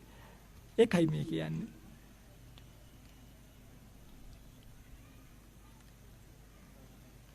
ඔබට තියෙන අවස්ථාව පින්වත්නි මේක මතක මේ අවස්ථාව ගෙලියුණොත් මේ ඔක්කොම ගැන දැන් වේදනාව ගැනත් කිව්වනේ සංඥා සංකාර විඥාන ගැනත් කැටියෙන් හරි කියන්නම්කෝ. සංඥා කියලා කියන්නේ පින්වත්නි අපිට මේ ලෝකයේ තියෙන හඳුනා ගැනීම.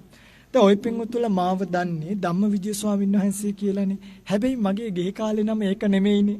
ඒ නම තිබ්බ මම මේ පැවිදි වෙනකොට අඳුරා ගන්න ලේසි වෙන්නනේ. හෙට මම මගේ නම වෙනස් කරලා වෙන නමක් දාගත්තොත් ওই පින්වතුන්ලාට ලොකු ප්‍රශ්නයක්. ධම්මවිජය ආඳුර නම වෙනස් කරනවා. ඒයි මිරිඟුවක් පින්වත්නි. මේ පෙන්නන සංඥාව මේ ලෝකයය සත්වයය පුද්ගලයය කියලා අපිට පෙන්නන සංඥාව මිරිඟුවක් වගේ. මරීචි කූපමා සංඥා. මිරිඟුවක් ගාවට ගියාම ඈතදී පේනවා මොනවද තියනවා වගේද? වතුර තියනවා වගේ පේනවා හරි.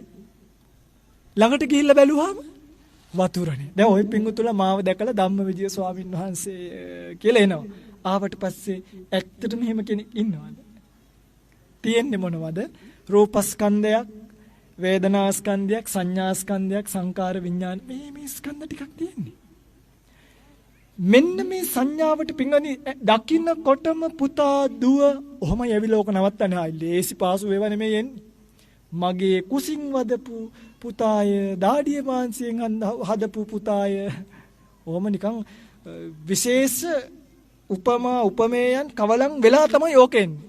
මම ඒකනේ කියන්නේ මාර්යා කියන කෙනා කොහෙද ඉන්නේ? අල්ලපු ගමේ.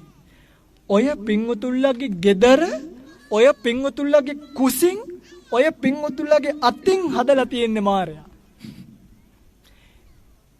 එයා තමයි මේ ලෝකයේ ඇත්ත ඔබට වැහුවේ.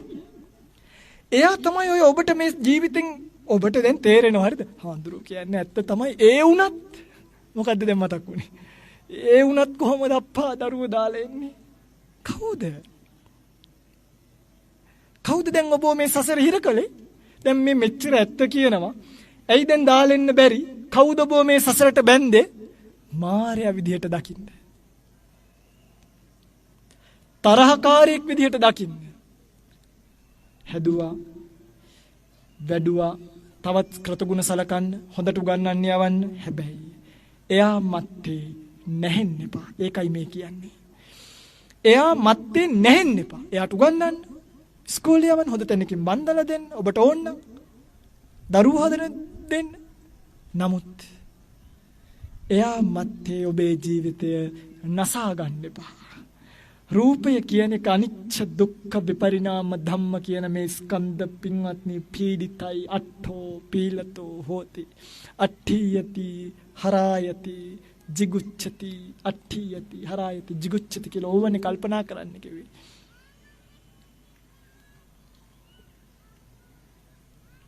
සංඥා සංස්කාර අර කෙසෙල් ගසේ උපමාව පින්වත්නි බුදුරජාණන් වහන්සේ කිව්වේ දැන් කෙහෙල් ගහකින් අපිට මේ ස්ටූල් එකක් හදන්න බෑ.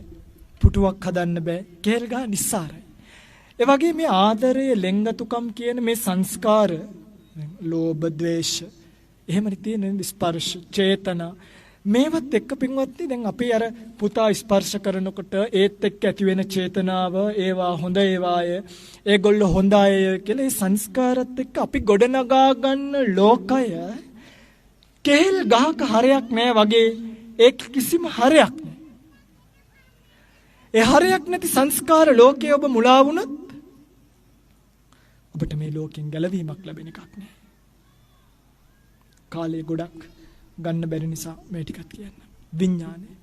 මේ සංස්කාර ලෝකයට මුලා වෙන්න එපා. ආදරය දැනි, දරුවා ආදරේ කියලා හිතේ, දරුවා සලකනවා කියලා හිතේ. ඇත්ත දරුවා ආදරේ. දරුවා සලකනවා. හැබැයි ස්ථිර නෑනේ.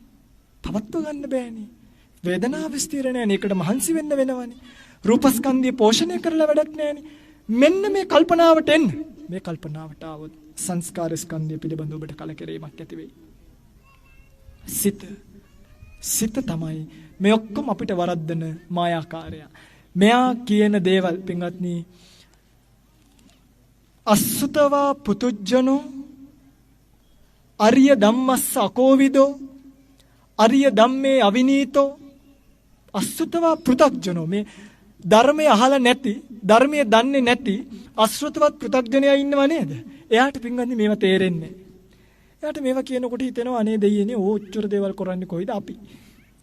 ඒ තමයි එයාගේ ශ්‍රුත ඉන්ද්‍රිය කියන එක පූර්ණ නැහැ. එයා ධර්මය අහලා නැහැ. එයා ධර්මය අසුරු කරලා නැහැ. අරිය ධම්මස්ස අකෝවිදෝ. එයා මේ ධර්මයේ දක්ෂ නැහැ. එයාට මේ ධර්මයේ හැසිරෙන්න එයා දක්ෂෙක් නෙමෙයි. හැමෝම දක්ෂයෝ නෙමෙයි හරිද?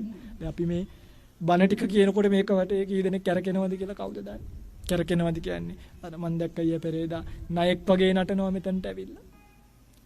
මේ මහා සැබෝමි. අරිය ධම්මේ අවිනීතු. ආර්ය ධර්මයේ හික්මිලා නැහැ පින්වත්නි. මේ දොස් කියනවනේ මේ හරිද? මේ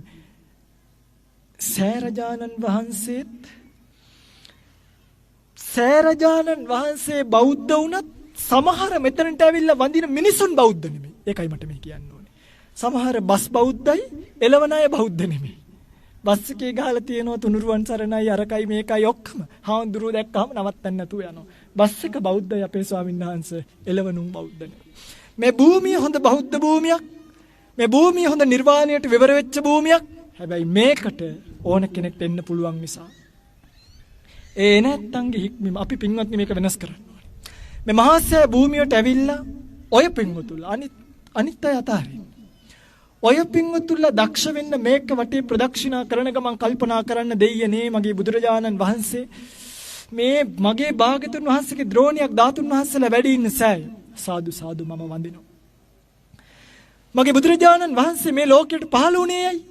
ඕක හිතලා තියනවද කවදාවත්? සෙල්ෆි ගහනවා, ෆොටෝ ගහනවා, කැරකි ෆොටෝ ගහනවා. අපි ජයශ්‍රී මහ බෝධිය වඳින්න ගියා මේ බෝධි මෙතනට වැඩම කළා. තව ටිකෙන් අතරමඟදී ආයිත් මහාන වෙනවා.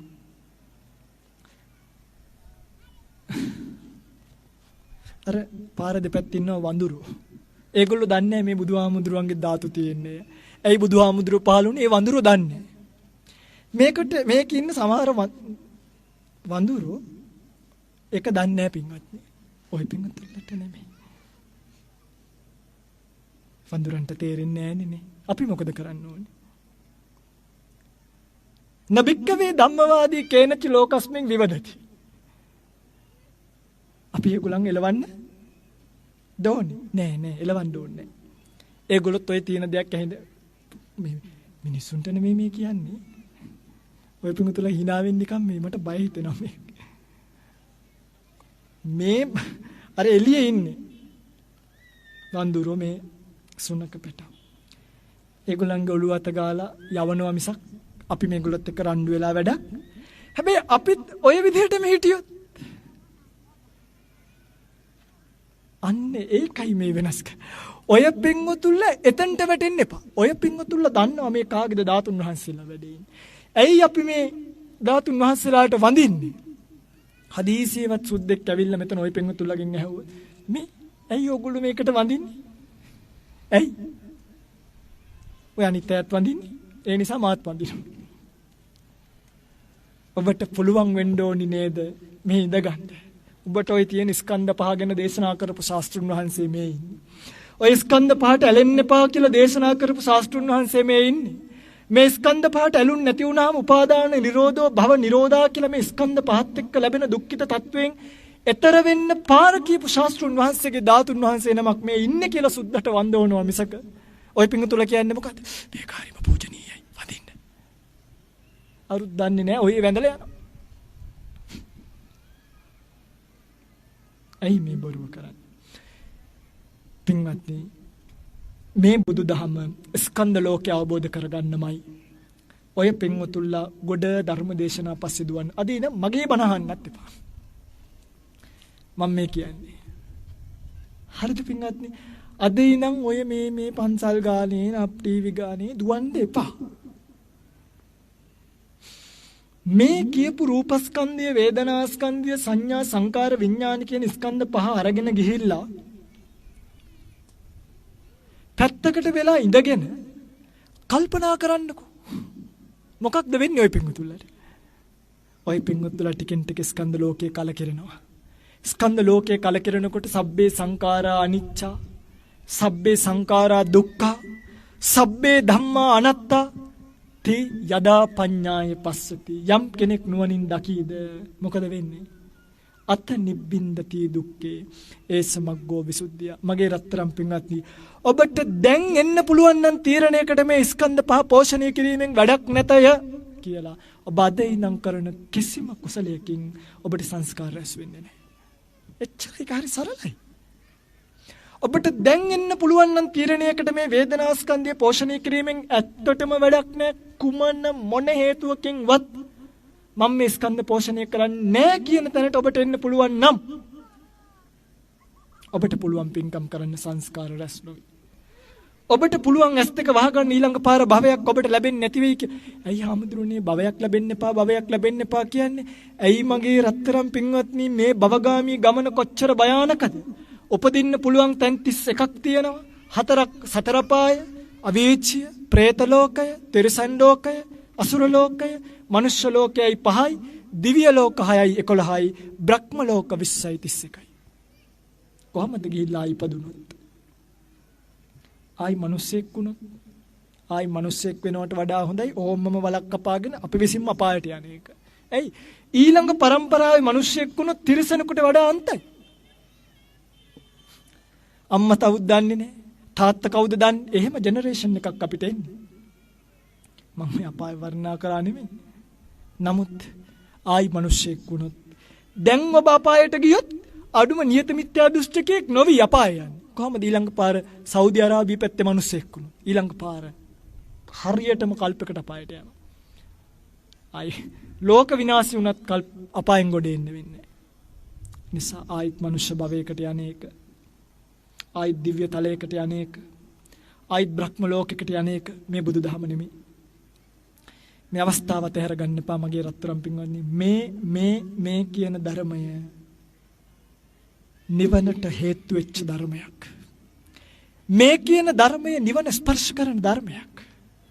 මේ කියන ධර්මය ඔබ හැසිරුණොත් ඔබට නවතින්න වෙන්නේ නිර්වාණ ධාතුවේමයි. ඇයි මේ අවස්ථාව අතරින්නේ? මොකක්ද හේතුව? මොකක්ද රීසන් එක? මොකක්ද කාරණාව? ඇයි? මොනවද ඔබට මදි? ඔක්කොම දමල ගහලා එක්කම හන වෙන්නේ. ආයි දෙපාරක් හිතේ තින්න දෙයක් නැහැනේ. ඕක ගැන ගෙදර ගිහිල්ලා කල්පනා කරන්න ඕනේ. මොකටද? මේ මහාන වෙන්නද කිව්වේ? මේ මහාන වෙන්නද කිව්වේ? ඔව් නෑලු තව නෑ.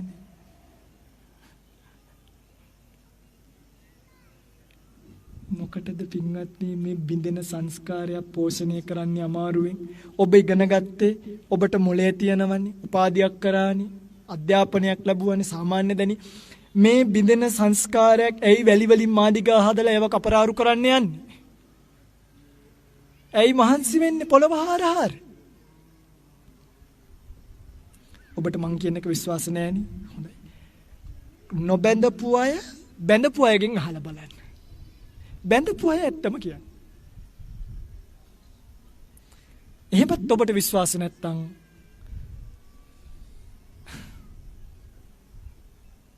බැඳගෙනම බලන්න.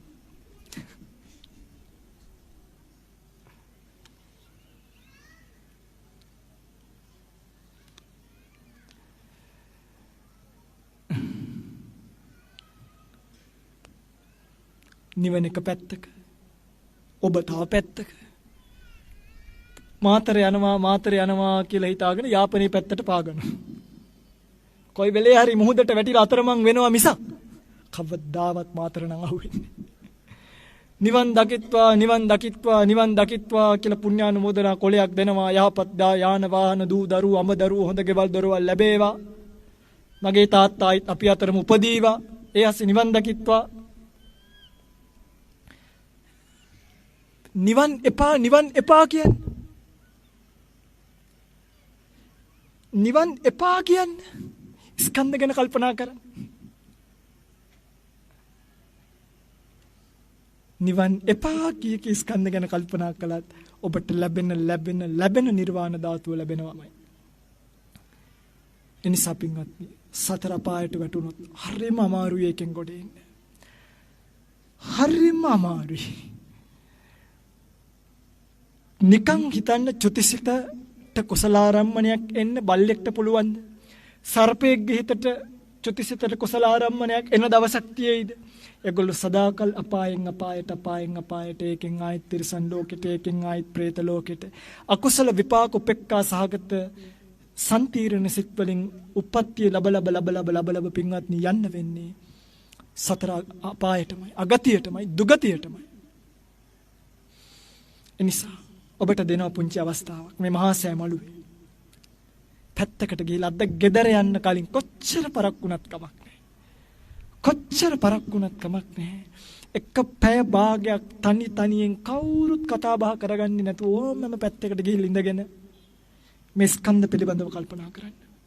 මේක පෝෂණය කිරීමෙන් වැඩක් නැහැ. මේක පිළිබඳව බලාපොරොත්තු දල්වා ගැනීමෙන් වැඩක් නැහැ. මැරෙනවාමයි, දිය වෙනවාමයි, කුණු වෙනවාමයි, නැති වෙනවාමයි. ඇයි අපි මේ බලාපොරොත්තු තියන්නේ? කල්පනා කරන්න. සැප වේදනාවන් විඳින්න මහන්සියක් විතරයි. දවසේ පැය 24ම මහන්සි වෙලා උදේ 8ට වැඩට ගිහිල්ලා 5ට වැඩ ඉරලා ගෙදර ඇවිල්ලා රෑ 7 ඉඳන් 8 9 10ට පුංචි සැපක් ගන්න දවස් 30ම මහන්සි වෙන ජීවිතයක් පින්වත්නි ඔබ පව්. ඔබ ගැන ඇත්තටම අපිට දුකයි. ඒකයි මේ බණ කියන්නේ. නැතුව මේ ඔය පින්වතුන්ලගෙන් ලයිෆ් බෝයි කෑල්ලක් ගන්න පිළිකරක් අරගෙන යන්න නෙමෙයි. ඔය පින්වතුන්ලා මේ 8 ඉඳන් 5 වෙනකන් මහන්සි වෙලා රෑට ගන්න අර චූටි ටීවී එකක් බලලා සැප තේකක් වීලා ගන්න පුංචි සැප ටිකකට මනුස්ස ජීවිතේම උගස් දීපු ඔබ දිහා බලලා අපි කල්පනා කරනවා කොහොමද දෙයියනේ මුංග ගොඩ ගන්න? කොහොමද දෙයියනේ මේ ගැරන්ටි ටිකේ මේ හැව ටික ඇරලා දාන්නේ? දන්නේ හැම විදිහටම බණ කියනවා. මට පේන්නේ ඔබ කොතනද අහුවෙලා ඉන්නේ කියලා. පේනවා නම් නිසකවම් පින්වන්දි මම එක්ක කපලා දෙනවා.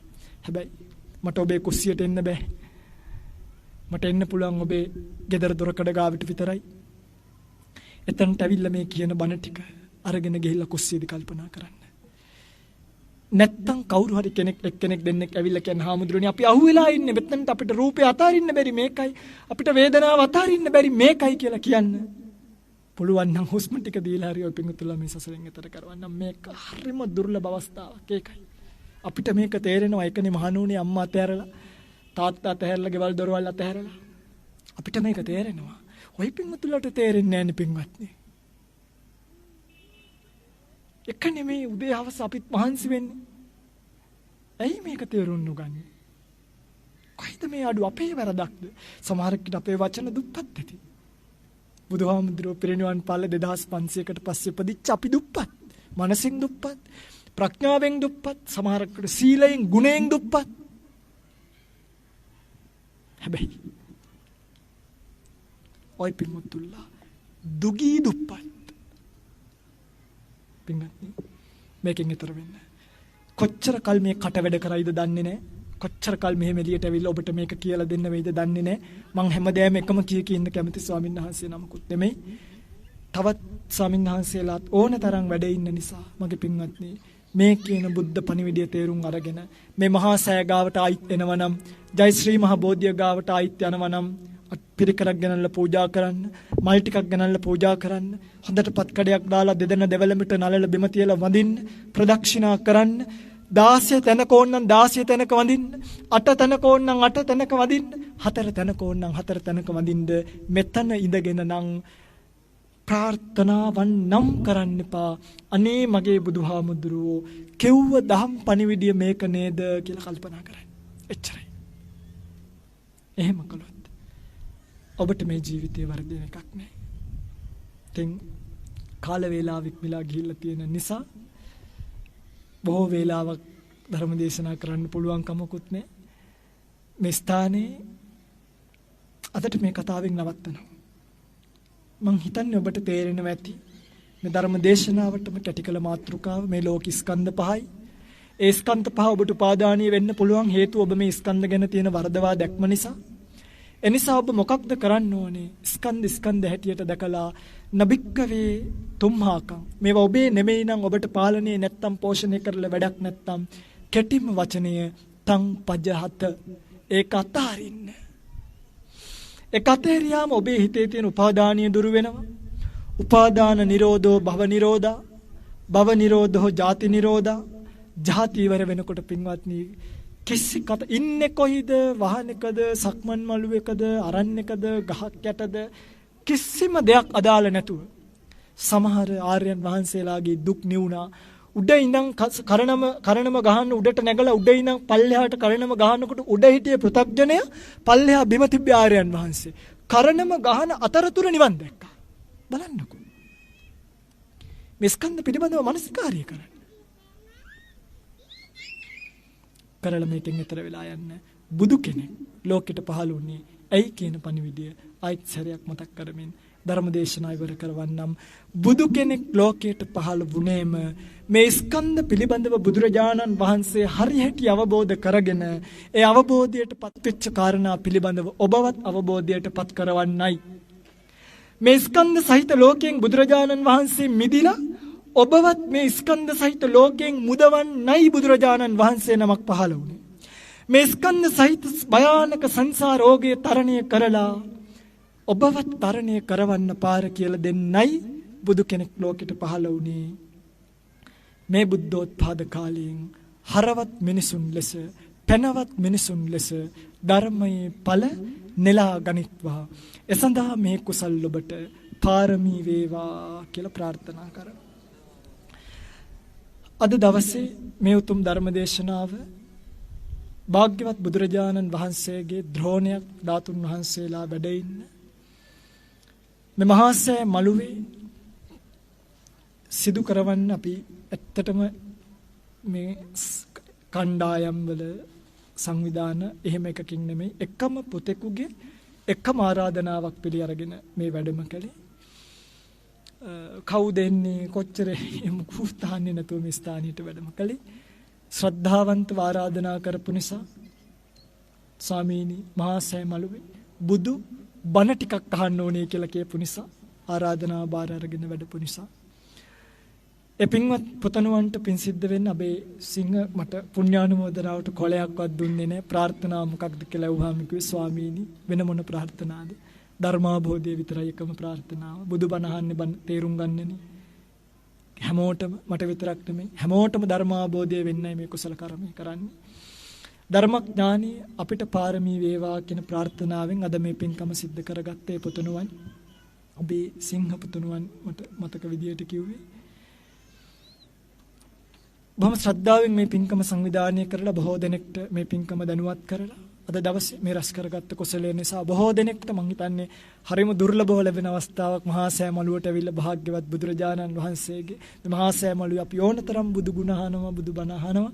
ස්කන්ධ පිළිබඳව මානසිකාරයක් කැටියෙන් නමුත් කරගන්න ලැබිච්ච කුසලයේ මගේ පින්වත්නි පොන්චි පහේ කුසලයක් නෙමෙයි. අහෝ මේ සුඛතං කම්මං, කවදා හරි දවසක මේ වාක්‍ය මතක තියාගන්න. අහෝ මේ සුඛතං කම්මං, අනේ මා විසින් මනා වූ කුසලයක් කළා නේද කියලා කල්පනාවත් එක්කම ඔබට මේ සංසාර දුක්ගිනි කෙලවර වෙන්න, චතුරාර්ය සත්‍ය ධර්මාවබෝධය වෙන්න මේ කුසලය නිසක පාරමිතාවක් වේවි, නිසක පාරමිතාවක් වේවා කියන ප්‍රාර්ථනාවෙන් පුණ්‍යානුමෝදනා